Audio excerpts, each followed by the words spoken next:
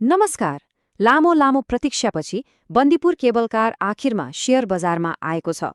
तर यसको सपना ठूलो छ अनि हालको वित्तीय अवस्था अलि कमजोर हो। यही कुराले लगानीकर्तालाई एकदमै दुविधामा पारेको छ। आज हामी यही लगानीको दुविधालाई अलि केलाएर हेर्नेछौँ।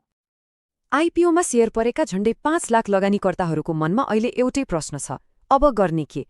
यसको भाउ कहाँसम्म जाला अनि कस्तो रणनीति अपनाउँदा ठिक होला? ल आउनुहोस्, आज यिनै प्रश्नहरूको उत्तर खोज्ने कोसिस गरौँ न त। ल अब सुरु गरौँ। सबैभन्दा पहिले त यो कम्पनी वास्तवमा के हो भनेर बुझ्न जरुरी छ, किनभने यो केवल एउटा केबल कार मात्रै होइन। यो होटेल र पर्यटन क्षेत्रको एउटा निकै ठूलो परियोजना हो। तनहुँको बन्दीपुरमा केवल कार मात्र होइन, त्यहाँ होटेल, फन पार्क र अरू पनि थुप्रै पर्यटकीय पूर्वाधारहरू बन्दैछन् र यसमा लगानी पनि सानोतिनो छैन। कुल 3 अर्ब 85 करोड रुपियाँको लगानी छ। यसले के देखाउँछ भने यसको लक्ष्य एउटा दीर्घकालीन पर्यटकीय गन्तव्य बन्ने हो। अनि हेर्नुस् त, यसको आइपिओमा सर्वसाधारणदेखि लिएर कर्मचारीसम्म लगभग 5 लाख लगानीकर्तालाई शेयर परेको छ। यो संख्या आफैमा निकै ठूलो हो र यही संख्याले बजारमा शेयरको माग र आपूर्तिमा निकै महत्त्वपूर्ण भूमिका खेल्न सक्छ। अब लागौँ यसको वित्तीय अवस्थातिर, र कथाको सबैभन्दा चाखलाग्दो मोड सायद यहीँबाट सुरु हुन्छ। यहाँनिर एउटा रमाइलो कुरा छ।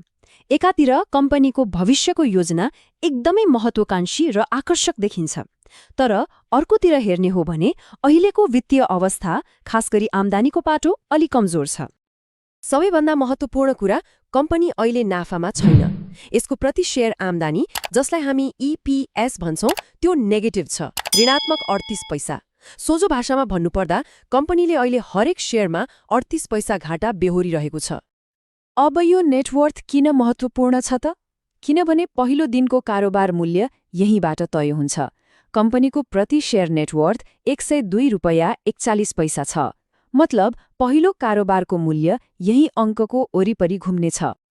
अब नियम के छ भने कुनै पनि कम्पनीको पहिलो कारोबार यसको नेटवर्थको 1 गुणादेखि 3 गुणासम्मको बीचमा हुन्छ।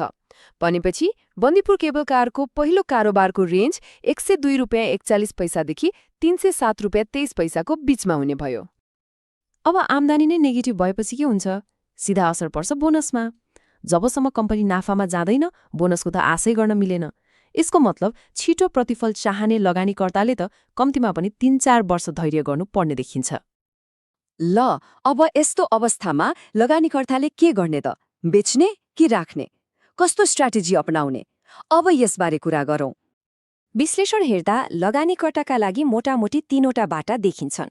एउटा त भयो लामो समयको लागि होल्ड गर्ने, अर्को बजार बढेको बेला बेच्ने, र तेस्रो छोटो समयमै नाफा लिएर निस्किने।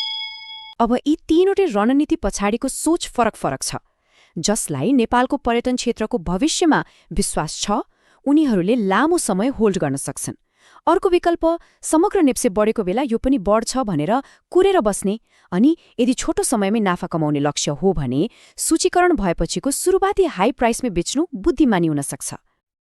त्यसो भए अब सबैको मनमा रहेको सबैभन्दा ठूलो प्रश्न, यसको भाउ आखिर कहाँसम्म पुग्न सक्छ त? रमाइलो कुरा के छ भने कम्पनीको फाइनेन्सियल अलि कमजोर भए पनि यसको मूल्यले चाहिँ राम्रै जम्प गर्न सक्ने अनुमान छ। कमसेकम पनि 600 देखि 700 रुपियाँसम्म त पुग्न सक्छ भन्ने विश्लेषण गरिएको छ। यहाँ हेरौँ न, सुरुवाती मूल्य जुन 102 देखि 307 को बीचमा छ, त्यसको तुलनामा मिनिमम प्रोजेक्सन नै 600 प्लस छ, र अझै अप्टिमिस्टिक हुने हो भने त 1000 पनि कट्न सक्ने देखिन्छ। भनेपछि ग्रोथको सम्भावना त एकदमै धेरै देखियो नि, हैन र? तर यो मूल्य कहाँ पुग्छ भन्ने कुरा ग्यारेन्टी हुँदैन। यो 3टा कुरामा भर पर्छ। पहिलो, बजारमा कति शेयर आउँछ, करिब 49 लाख किता।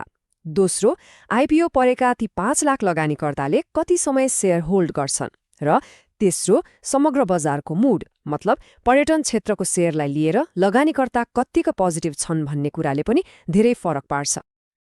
र अन्त्यमा यही प्रश्न बाँकी रहन्छ, बजारको मनोविज्ञान र शेयरको सप्लाई डिमान्डको यो खेलले बन्दीपुरको यात्रालाई कुन दिशा देला?